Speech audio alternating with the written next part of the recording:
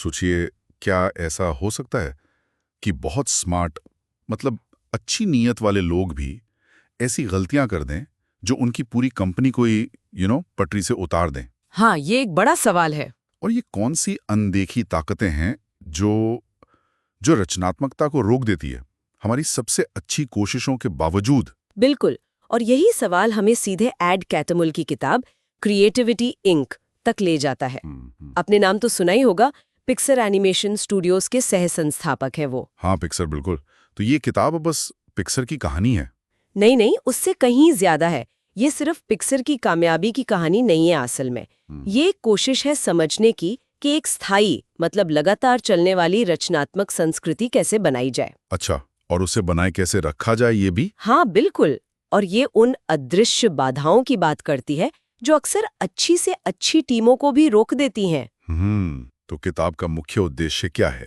मतलब क्या बताना चाहती है ये? देखिए, किताब का असल मकसद है उन तरीकों को, उन सक्रिय कदमों को साझा करना जिनसे रचनात्मक प्रक्रिया को बचाया जा सके। बचाया जा सके किस चीज से? खासकर अनिश्चितता से, अस्थिरता से, जब माहौल ठीक ना हो या फिर जब लोग खुलकर अपनी बात न कह पा रहे हों। अच्छा, कैंडोर की कमी जिसे कहते हैं। हाँ, स्पष्टवादिता की कमी और उन चीजों से निपटना जिन्हें हम देख ही नहीं पाते, जो छिपी हुई होती हैं। तो ये किताब किसके लिए है? मैनेजर्स, क्रिएटिव लोग? ये मैनेजर्स के लिए है बिल्कुल, रचनात्मक पेशेवरों के लिए भी, और असल में हर उस व्यक्ति के लिए जो अपनी टीम या कंपनी में नई सोच, मतलब इनोवेशन को बढ़ावा देना चाहता है और बिना जानकारी के बोझ तले दबे कुछ सीखना चाहता है। एकदम। इसकी खास बात पिक्सार के अंदर का नजरिया है और मानवीय गतिशीलता पर इसका फोकस, लोगों पर, उनकी बातचीत पर। दिलचस्प है। किताब की बनावट कैसी है? आपने कहा था 4 हिस्से हैं। हाँ, मोटे तौर पे 4 हिस्से हैं। पहला है शुरुआत करना, फिर नई की रक्षा करना, तीसरा निर्माण और उसे बनाए रखना, और आखिरी है जो हम जानते हैं उसका परीक्षण करना। चलिए फिर कुछ मुख्य विचारों पर बात करते हैं।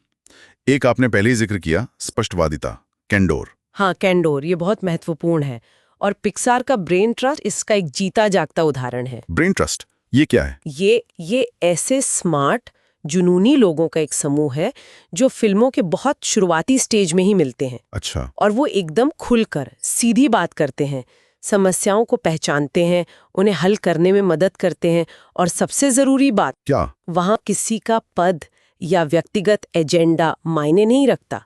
आलोचना हमेशा फिल्म पर होती है, फिल्म बनाने वाले पर नहीं। वाह, ये सुनने में जितना आसान लगता है, करने में उतना ही मुश्किल होगा, है ना? बिल्कुल, ये संतुलन साधना बहुत मुश्किल है। और शायद ये तभी मुमकिन है जब लोगों को गलती करने से डर ना लगे, मतलब असफलता को स्वीकार किया जाए। आपने बिल्कुल सही पकड़ा।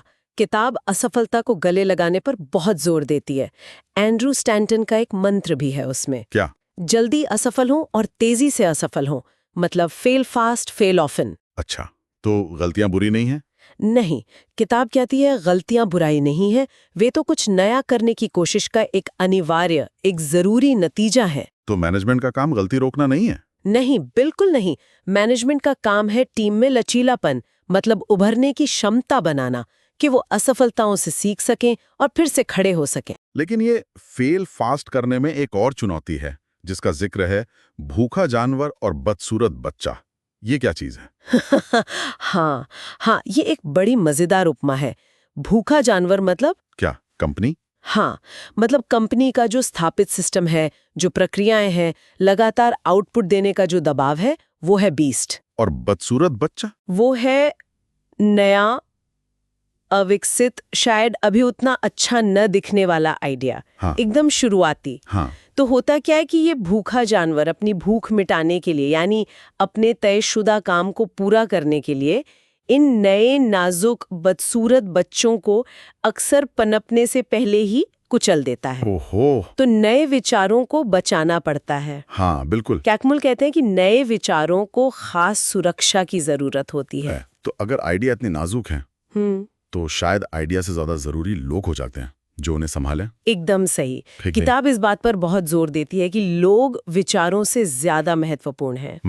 मतलब ये कि सही टीम का होना, लोगों के बीच सही केमिस्ट्री का होना, ये अक्सर एक परफेक्ट लगने वाले आइडिया से ज्यादा जरूरी है। इसका कोई उदाहरण है किताब में? हाँ, टॉय स्टोरी 2 का संकट। फिल्म प्रोडक्शन के बीच में पूरी कहानी बिखर गई थी। अच्छा। हाँ, और उसे बचाने के लिए सिर्फ आइडिया बदलना काफी नहीं था। उन्हें सही लीडरशिप, सही टीम को वापस लाना पड़ा जिन्होंने उस फिल्म की मूल भावना को समझा था। ये दिखाता है कि मुश्किल वक्त में लोग कितने अहम होते हैं। और सही लोग होने के बाद भी कई बार मैनेजमेंट तक असलियत पहुंचती नहीं। ये छिपी हुई चीजों वाली बात भी सोचने पर मजबूर करती है। हाँ बिल्कुल, ये एक और अहम मुद्दा है। प्रबंधक अक्सर वो नहीं देख पाते जो जमीन पर सच में हो रहा होता है। क्यों? क्योंकि लोग उनके आसपास अलग तरह से बर्ताव करते हैं, है ना? या फिर कंपनी का ढांचा ही ऐसा होता है कि जानकारी छनते छनते ऊपर तक पहुंचती ही नहीं या बदल जाती है। तो इसका हल क्या है? कैटमुल कहते हैं कि पहला कदम है ये स्वीकार करना कि मुझे सब कुछ नहीं पता। ये मानना कि बहुत कुछ है जो आपसे छिपा हुआ है, यही सीखने की कुंजी है। ये विनम्रता तो लीडरशिप के लिए बहुत जरूरी है। बिल्कुल। और उन्होंने डिज्नी एनिमेशन के साथ विलय के बाद इन सब सिद्धांतों को कैसे लागू किया, वो हिस्सा भी काफी दिलचस्प लगा मुझे। हाँ, वो भी बहुत पढ़ने लायक है।